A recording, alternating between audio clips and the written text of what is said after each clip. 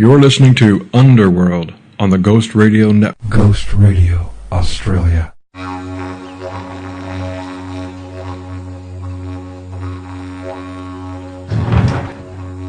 Listen. Hauntings. The unexplained. Synchronicity. EVP. So why are you? I heard that. Absolutely fascinating. What are Min lights? Is it real? What do you think? I love you. The unseen. I'm alright. 1111.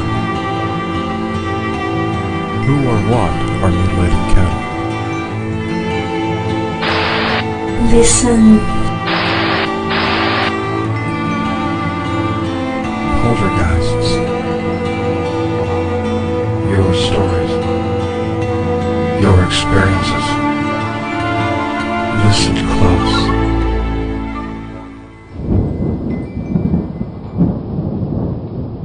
Diane Harrison is the co-editor of the Australian UFOlogist Magazine and director of the Australian UFO Research Network. This month, AUFORN was approached by the National Library of Australia and invited to have the entire collection of AUFORN.com preserved in the National Archive database. It's a fantastic achievement and a very real pleasure to have Diane back on the show to talk about all of that tonight. Welcome back to Ghost Radio, Diane. Yeah, hi Leah. Hello to you too, and long time no talk. Yes, too long. Now, the National Library, it says, has been identifying online publication and archiving those they consider to have national significance and importance. That's amazing to have AUFORN in that category. I know it is. And, when I actually got the email, at first I thought, is this a joke? Did you really? Yeah, I did. I thought, if somebody sent me, is this a bit of a send-up? And there was a phone number there. So the first thing I did was ring. I rang the number and I said, oh, it's Diane from AUFORN. I said, I just received this email. And he said, yeah, that's correct. And I went, oh, wow. Okay. Well, I said, I'll send you an email back confirming that, yes, I give it my permission to archive. And as soon as I got off the phone, I yelled out to Robin. I said, wow. I said, this email's real. So explain to us what that actually means and why it's so important and why it's so significant for all of the work that you've done, all of the people who have contacted you. Why is this such a memorable moment? Well, it's a memorable moment that to actually, how it works is the National Library actually, they have a few people that look over all the web pages, throughout Australia. For content and what they think is of value to the Australian public for the future. And Rob and I have always wondered what's going to happen to the web page if we ever, when the day comes that we decide to call it a day. And with everybody being involved, 28 investigators and volunteers, affiliate clubs, and all those people that have contributed to all the information on the website, which is nearly 4,000 pages of information and images, we were a bit worried that when we stopped, who would take it over, and would it, how's it going to still stay there for the general public to be able to view? And this is what we were talking about before this email turned up.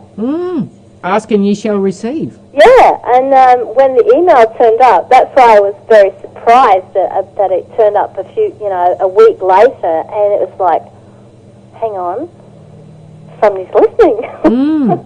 And that's why I rang, and then they said, no, it's right, we want to archive your page. So it's important that all the work that everybody's done, not just Rob and I that look after the web page, but the people that have been involved in AUFORN from its conception for the last 10 years, because we do turn 10 on the 28th of November this year. So it will be 10 years of, a lot of investigations, 10 years of collating, 10 years of got our members writing articles. 4 years of Aura that did the disclosure project down in South Australia. They were amazing. Their work is now on the page, and that's been archived. That was archived last week for us. It's just so much recognition for everybody that's been involved and that shared their information, for people who wanted the information to remain in a public forum for everybody to be able to read. And this is what's going to happen from now till I pop off the planet, my grandkids, my kids' kids, and yeah. So it's a time capsule of how things are today for the future generations to see what we got up to when we were younger, and part of history, because when they solve the mystery of aliens out there in outer space, it'll have all these people that all the researchers work there showing that they were actually in pursuit of the knowledge of UFOs or aliens from out in the solar system. So I do believe that one day that everything we are searching for today will be answered, and our webpage will be part of the history of how we actually did things and how we collected information. And the general public are great. They give you the information free of charge. They don't ask for anything, just want to report it. We put it up on the webpage. We try to find out, like I was asked today, where the hotspots are, and we collate from there where we consider the hotspots are around Australia. So this, to us, is like, it's a backup to our webpage, but it's being looked after by the government. I must say, it must be nice to be kind of looked at from the National Library and the National Archive as an important part of history. It is, yeah. It's a very important part of history, and I've always been very open to everybody out there in the UFO field that our UFOrn webpage was a place where everybody could put their UFO sightings up. For whatever sightings that the clubs have collected, they were quite welcome to actually have them put on the webpage. And there was no undermining, sinister kind of motive other than I wanted the webpage to reflect all the hard work that everybody does. And at the moment, I've actually asked a fella down in South Australia that it would be an absolutely fantastic place to put his work, because when he is in his 80s, when he goes, where's his work going to go? Exactly. It's just going to disappear, isn't it? It is. Of course, it also begs the question about what will be archived in 10 years' time. What do you expect from today's disclosure and UFO reports to be archiving in 10 years' time? What we have archived, when disclosure does come, this will be part of history of how we actually tried as a non-profit organisation, as researchers, every single researcher out there that's been involved tried to get a piece of the puzzle answered. So it will be part of the history of when disclosure actually eventuates. Any guess at how many reportings and sightings have been archived out there? Would you have an estimate? Do you have a guess? What do you mean, on other websites? No, on what you've just given to the National Library. They've taken the absolute everything. But everything that we have on the site, which is about 3,500 pages. So what would that be? About 10,000 reports over the last 10 years, or? I've never really added it all up. There's a heck of a lot. I mean, if you go onto the sightings page, we started in we've got the 1800s up to 2008. And every page has got nearly every page has got a sighting on it.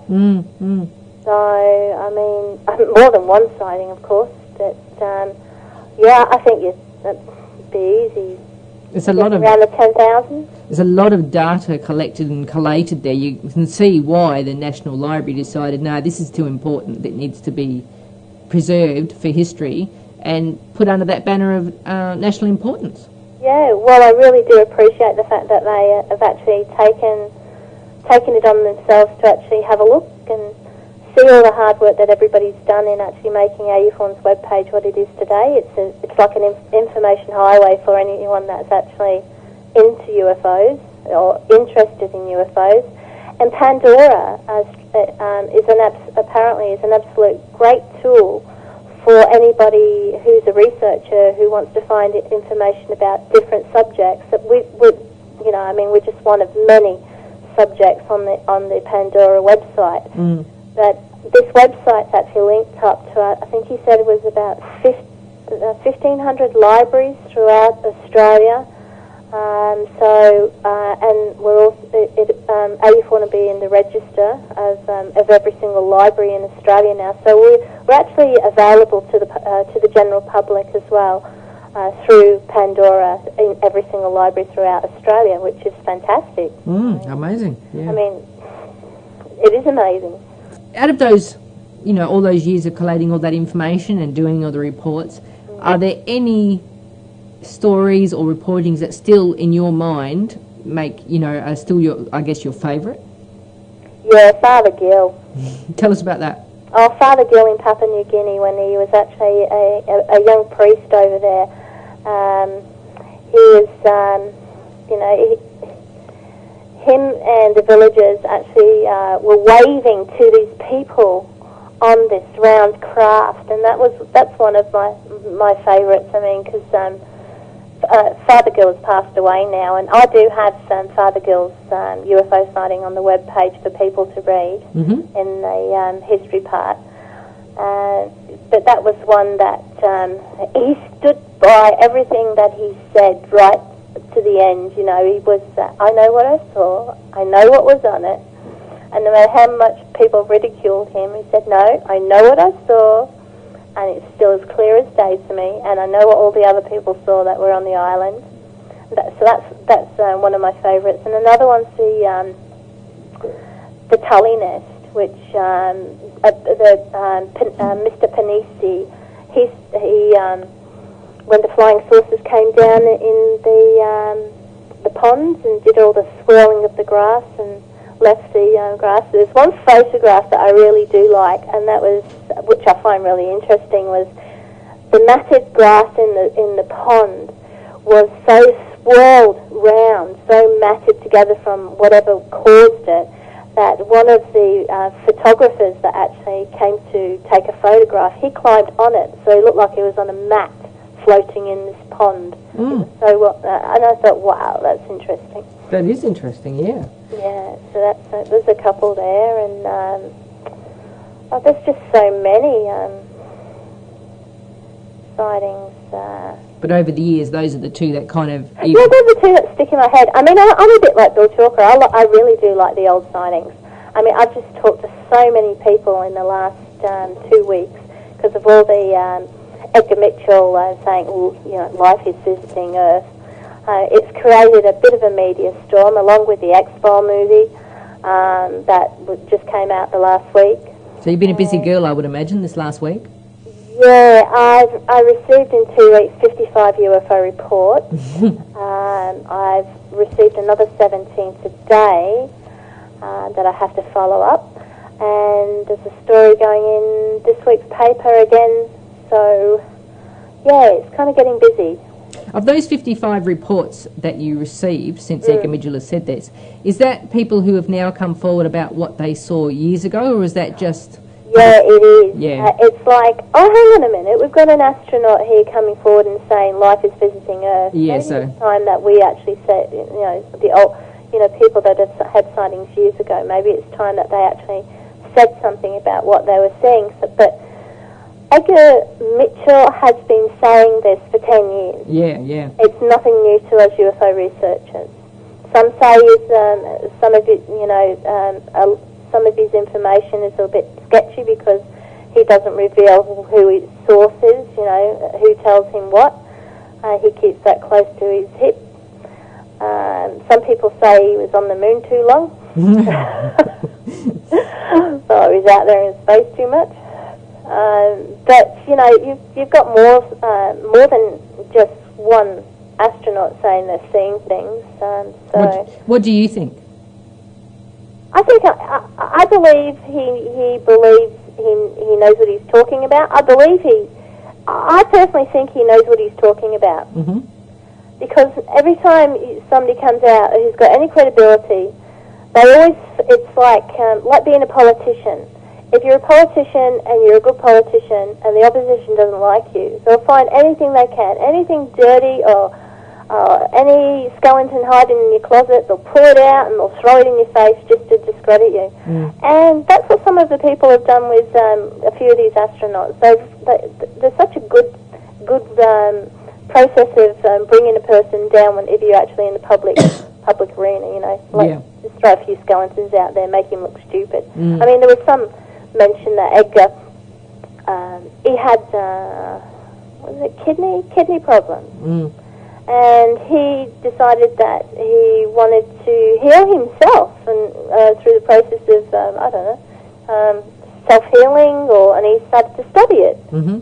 And he's still alive today, so obviously something worked. Yeah. But that doesn't mean this man who's got PhD and has got quite a few other little bits after his name, he's a crazy man because he just decided to do some alternative medicine. You know, I mean, maybe he had good reason to do that. Well, because I ask you what you think, because you also are the editor of the Hard Evidence magazine. So Oh, yeah. if anybody's going to really scrape and dig and poke around about this type of stuff, it would also be yourself. So Yeah, that keeps me busy. Tell It kind of throws me out in that field of politics. So. Yeah, if you believe him and you feel that he's only disclosing what he saw. Well, he's actually disclosing what he knows, the knowledge he's received, Yeah. the facts he's been told by people that have told him that what he's actually talking about is the truth. As far as he's aware that they're telling him the truth. Yeah.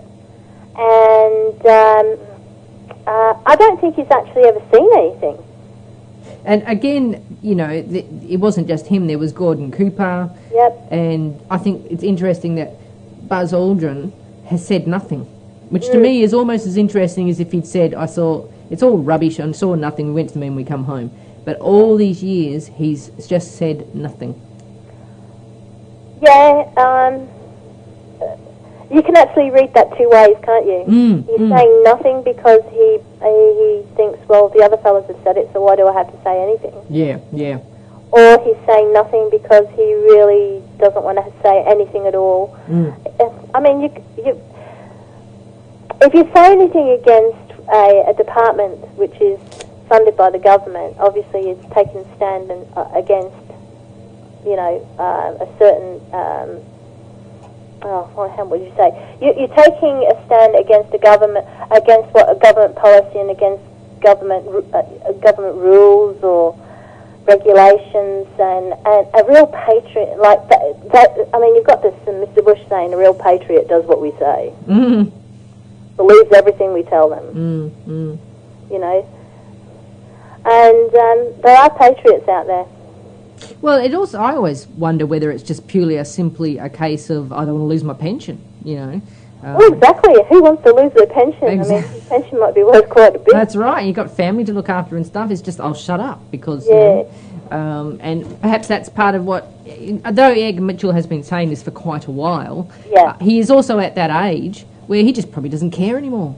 You know, no. What are they going to? You know, he's what, late 70s now. Yeah, exactly. Yeah, throw me in jail just make what I say is true. Yeah, he's got that kind of comfortability of being in his aging years. Not that he's a senile man or unhealthy, but he's probably at that time of frame where he's just thought, what can they do to me? Yeah, well, that's right. I mean, that's what I say about me when I stick my neck out and put things in Hard Evidence magazine. You know. What can they do to me? They can only lock me up, give me three meals a day, stick me out to work, and I'll get a wage. You get the UFOlogist magazine delivered, presumably? That's it, yeah.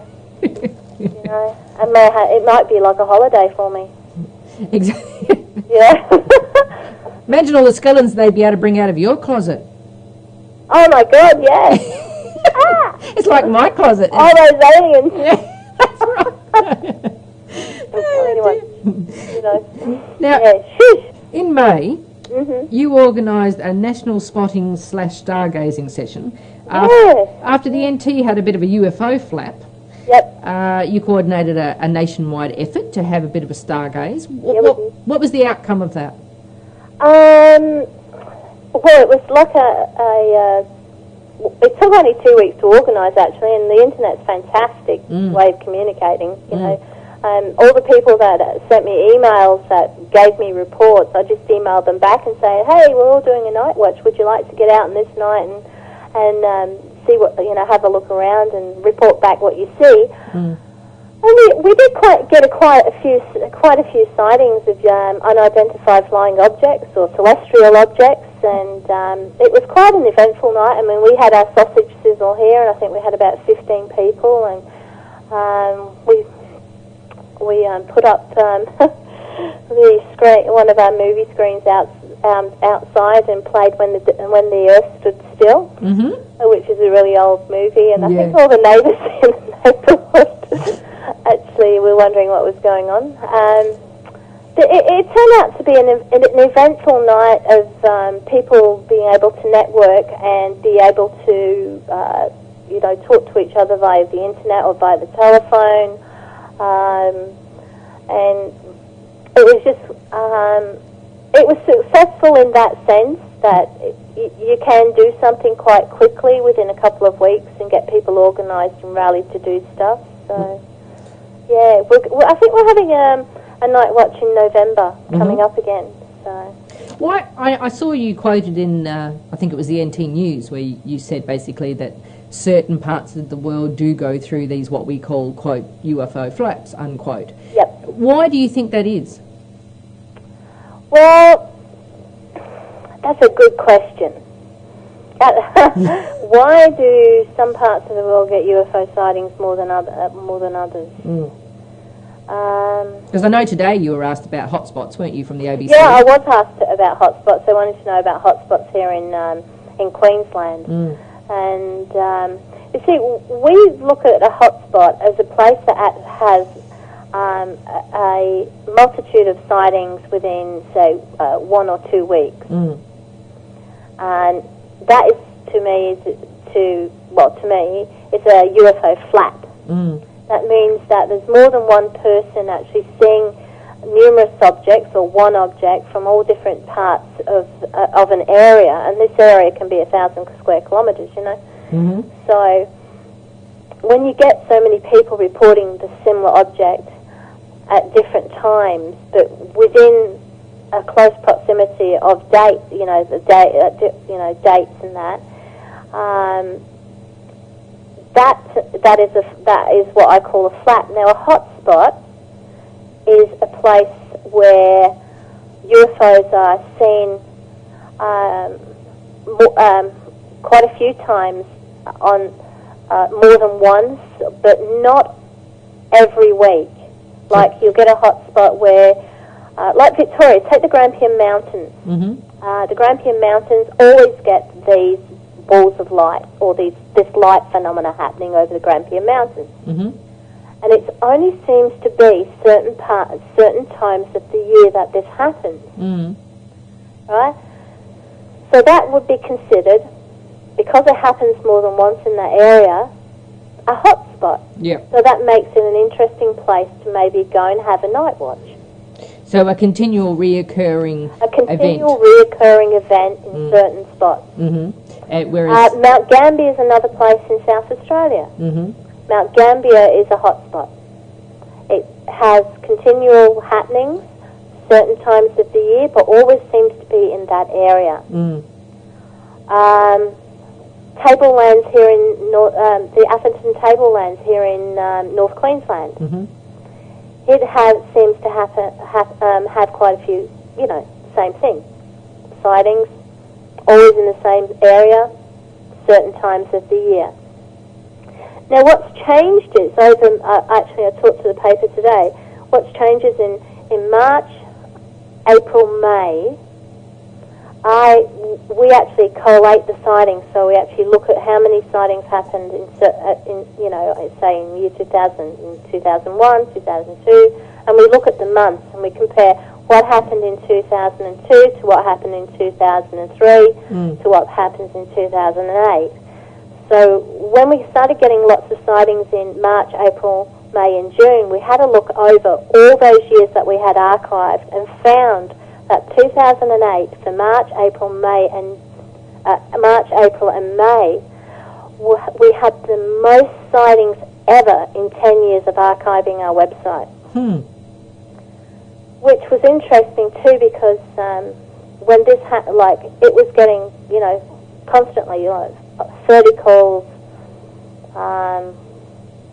I think we had 30 calls in a 3-week period, to a point where the sightings there were just so many sightings of strange lights, vehicles, and people weren't just saying there were lights. They were saying, I'm seeing a flying saucer, I'm seeing a cylinder object. It's out the front of my place, give us a call. And one had landed apparently on the road and was a little bit like the War of the Worlds UFO with an arm that came out the top of it, and with another sort of long pole with another little camera thing on top of that, and terrified the woman. Goodness, yeah. So all these things were happening, and by the time the second month came, like March, April, by the time April came, I thought, I might just give the Canberra a call, the Air Force and, the Department of Defence, and find out, what's happening on their part. Are they contributing to some of these sightings? So I rang them up and I asked, are you having training sessions in this spot, this spot, this spot? And I got back, no, we're only having one in Darwin, and we won't seem to be getting a flap of UFOs in Darwin. So, and then he said, well, what's happening? And I told him, and he said, well, can you write us a letter and tell us where all these sightings are occurring? And I thought that was a little strange, being as they have all the big equipment. They have the over the head radar system, and I said, yeah, okay, I can do that for you. And I said, but there's one thing, when I did write to them, I said, you should be really concerned about this, because these UFOs are flying around in Australian airspace. And I said, and they could pose a problem. I said, because there's so many of these things being seen all over the state, all over Australia. Yeah.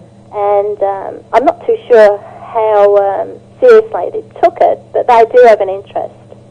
That's very intriguing, isn't it? It is intriguing, yeah. And I just thought, well, I'll write to them and let them know that I consider the activity from March, April, May to be the most in 10 years that we've ever received. And that if they weren't taking the UFO phenomena seriously, maybe they should reconsider it. I said, because, it's only going to be a matter of time before maybe an aircraft comes to, comes face to face with an unidentified flying object. Again. Yeah. As we know, pilots do see them, so... Well, it's interesting you should say that, because Nick Pope wrote a very interesting article last week for the New York Times. Oh, okay, yeah. And it was basically about the Chicago O'Hare incident and how it was dismissed because nothing was picked up on radar. No. And he said, well, very dangerous for the pilots, basically. Exactly.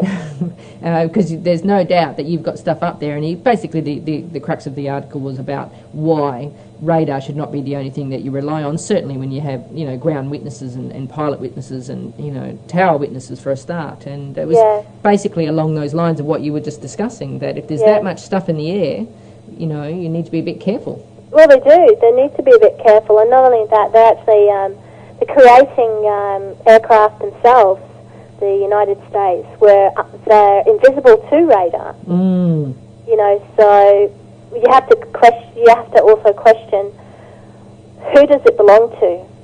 Yeah, now that's the thing. I was saying that to somebody the other day. I think that nowadays you got to question it and look at it and go, well, is that back engineered or is that truly ET driven? Yeah, exactly. Because I think we underestimate how clever we as human race and how inventive we are. So, I mean, I think we're quite capable of actually building something that probably can fly. Exactly. I mean, my friend Jess Ramses, he actually had a man on the radio show who actually produced all these photographs of craft that were round, that were flying through the air. Is that right? They were American, and it had like USA. Interesting. It's very interesting. I'll have to send you a couple of pictures so you can have a look. Yeah, please do. Now, with the information also that you've collated, and it is so important that, like you said, you've been able to look back over the years and say, well, look, over these years we've been able to graph this, this and this and bring those figures forward. Yep. Have you also seen in the reports any change or no change at all, perhaps, in the shape of craft or the way that craft flew, or the balls of light? Are they always blue? Are they always red? Have you seen an involvement of that, or has it always been the same? I think it's in the 10 years I've been doing it, the descriptions haven't changed very much. Mm-hmm. I'd say because we're actually able to communicate now through the internet at long distances, we're now able to get more of them. Mm-hmm. So whether there was just the same amount of sightings of these objects years back before the internet came online, I'd say that, what would you say? Things haven't changed much, but we did go through a stage there where I think it was for a couple of years that all we were getting were balls of light, red balls of light, yellow balls of light, white balls of light, formations of light. Now, people seem to be, just recently, since I was saying this year, people are reporting, I saw a cylinder, I saw a flying disc, I saw this thing, it had portholes. And it's like, wow, we're actually going back to the 50s, 60s. People are actually saying, this is more than just a ball of light. Yeah, yeah. And what about the off-world contact or the abduction experience? Is that... The abduction experiences are still happening. And the strangest thing about a lot of this, the abduction experiences, a lot more men are reporting is that right? having encounters, yeah. Mm.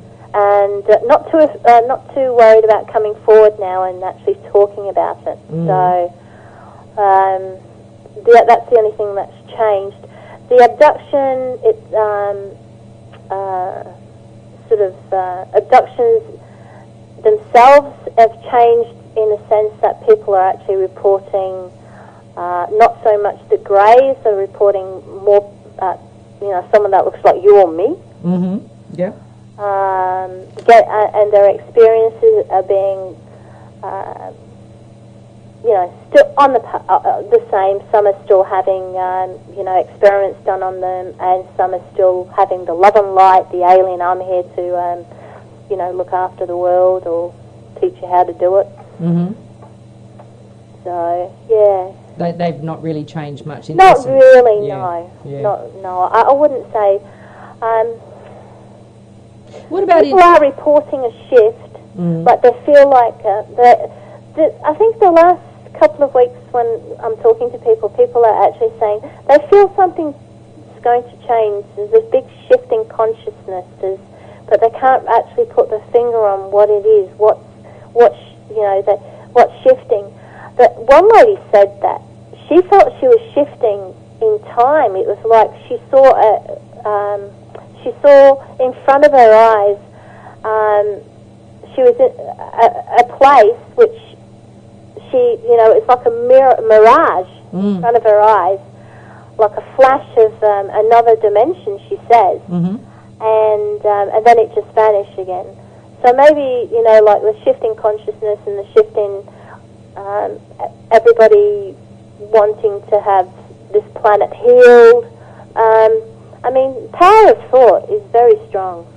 Well, as you've just seen with the National Library archive. Yeah. To you. Put it out there. And boom, back it came. Back again.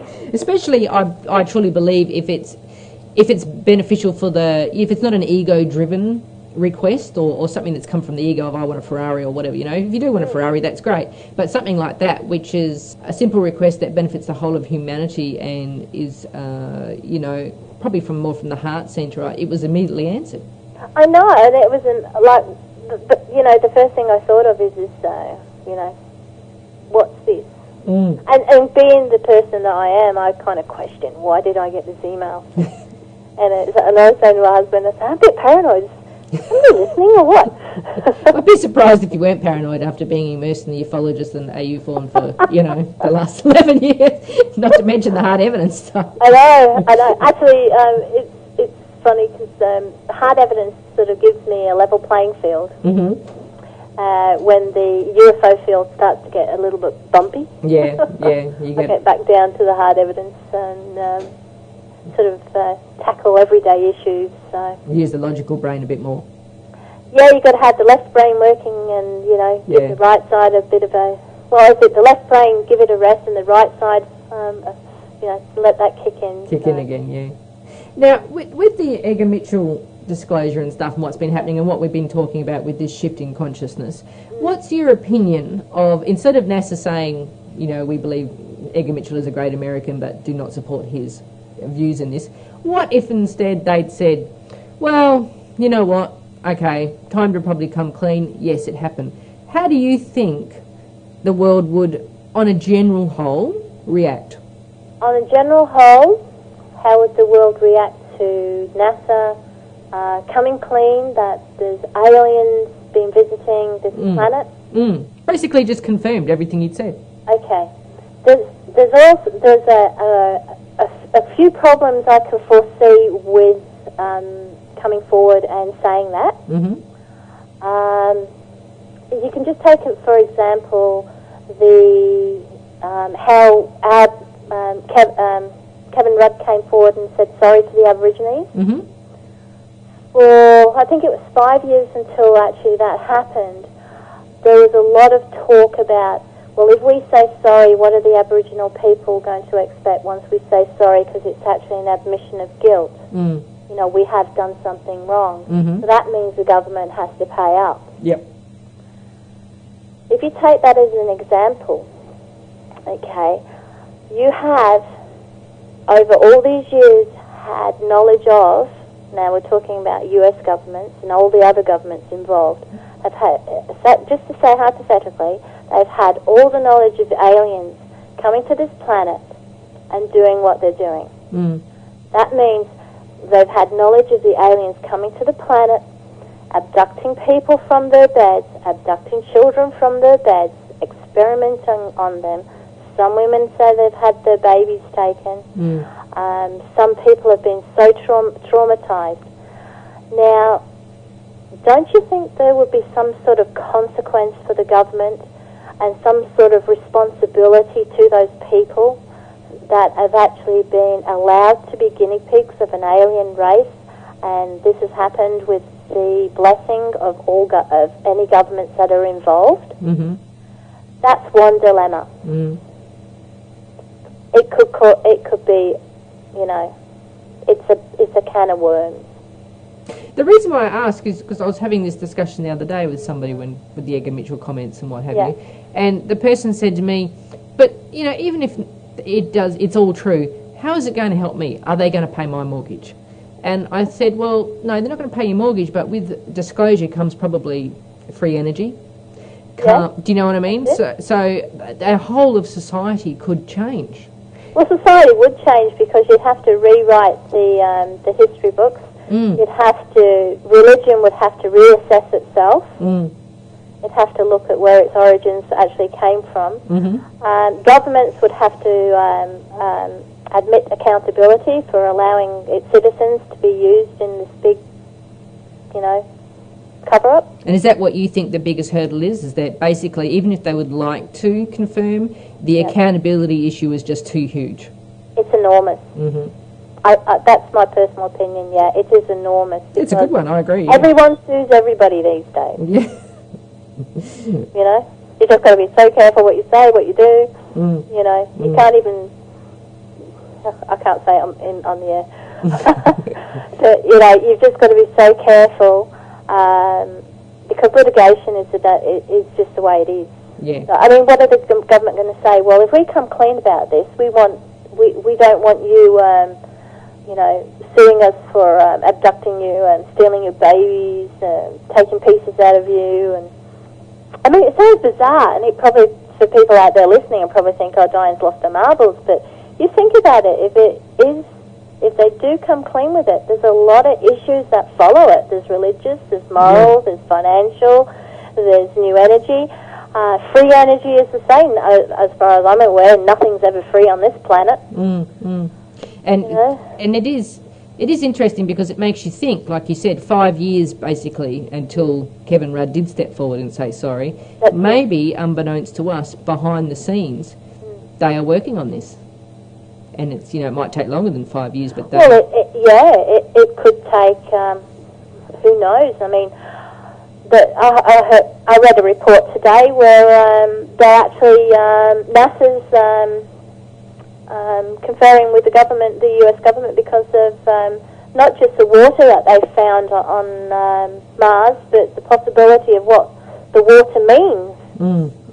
What if there's water, there's life, and what kind of life is there? And so they're actually saying, well, where do we go from here? Because if we actually say yes, there is life on Mars, again, we've got problems. Because everyone has to think, well, if there's life on Mars, what happened to life? What kind of life is it? Will it affect our life? So. I started to really... Does this make any sense to you? It does, and I was just thinking, I started to... Because as we discussed, Edgar Mitchell has said this stuff before, Gordon Cooper has said stuff, but the day that the Vatican issued a press statement and said, if there are aliens on other planets, that would be all right, because God created them too, I thought, whoa. Do you know what I mean? Yeah. That's that little base being covered. It was almost kind of saying, well, if they did exist, that's okay, because God's going to claim them as well. So they could kind of be, I don't know, Catholicised or something, baptised. Can you imagine Greys getting baptised? And the only thing that scares me is that the Greys are actually from our future, and it's us in the future coming back to the past to see if they can actually fix anything up. Which is a very, common theory, actually, with, a lot of researchers have kind of, headed in that direction. There's one thing that, there's all this thing about the free energy. I like the thought of free energy, but I don't see it as it's going to be free. But it may free up other energy sources to actually, shut them down, and we start to go clean. Yep. But there's this thing about these guys out there, these inventor guys out there, have got these energy devices, but they're too scared to show that they work in case they might get knocked off. Yep. And I say, show us it works, because when you do show that it can sort of like fire up a town and energy, electricity for 100,000 people, this little box or whatever they say they have. I think you should be starting to show the public the goods, not just talk. Show how it works and take that risk. Put it out there, and say, well, I am not afraid to actually show you that this works. All I'm hearing from these free energy guys is, I'm too scared to get out there, because if I actually put it out, somebody's going to come along and knock me off. If I did that, I'd never get my magazines out. Actually, I'd never put anything in the magazine if I was afraid of all the little threats about, if you put that in your magazine, we'll come after you and you'll wear concrete boots. And I say, bring it on, Well, of course, that begs the question, is that a regular occurrence in your life? Do you have Men in Black? Yeah. That. I have had a couple, yes. And do you think they're authentic or just some cuckoo? No, I think somebody wanted to do me some damage, yeah. Yeah. From a governmental source or just from somebody who didn't like the I don't know who it was, but I was delving into something very sensitive. And I don't think they liked what I was doing, so they said that I might look pretty down at the bottom of the Brisbane River. And I said, take a number. Were you very... So you went frightened? I have a terrible sense of humour. You obviously weren't that worried about it. It's crazy. I'm trying to scare her, and she's laughing at me. Well, you know, it obviously didn't have the desired effect. No, because I think, well, you only have one life, you know. Says who? Oh, yeah, that's right. You don't, do you? You actually reincarnate and come back. That's another story. That's another story, yeah, for another day. Another story, another day. Look, Diane, I can't thank you enough for all that you've done basically over the last 10 years, and it is a huge accomplishment to you and Robert and all of your organisational skills, all of your commitment, all of your just everything you decided that you wanted to do, that you have been recognised in this way by the National Library and been included as part of the archives and been included as part of Pandora. The UFOlogist Magazine, still going strong, still you know, a terrific flagship in Australia for all that's happening in the Ufology Society. And I just can't thank you enough for all that you're doing, continue to do, and for being such a fabulous guest tonight. Oh, thank you. And I'd like to thank you and Ghost Radio for being good supporters of us and keeping in touch. And we love you. You're doing a great job over there. I love ghost stories. Now, if you want to get up and find out more about the magazine, of course, that is ufologistmagazine.com. All of that information is available from the website. You can click on through. Make sure you subscribe. Be mad if you don't. And if you want to get in contact with Diane or Robert or any of the AUFORN members, there's a complete listing of each of the chapters and Diane's personal email address and stuff if you want to contact her directly with any of your sightings and add to her already huge workload. But she'll be happy for it, won't you, Diane? Yeah, I sure will. And that email is AUFORN, or that webpage is AUFORN.com. Again, all available from Ghost Radio's webpage. So if you have anything... And can I say thank you to everybody publicly that has actually contributed, the public, the investigators, the groups. You've done a great job. Awesome. Thanks, Diane. Okay, thanks. Bye. Okay, that's Underworld for this week. Thank you so much for joining us. Stay safe and blessings to you all.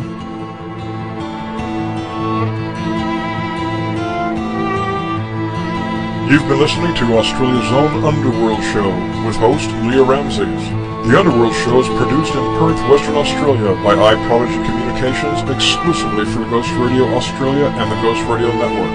Tune in every Sunday at 8 p.m. Perth time to hear fascinating guests and topics such as the one you just listened to.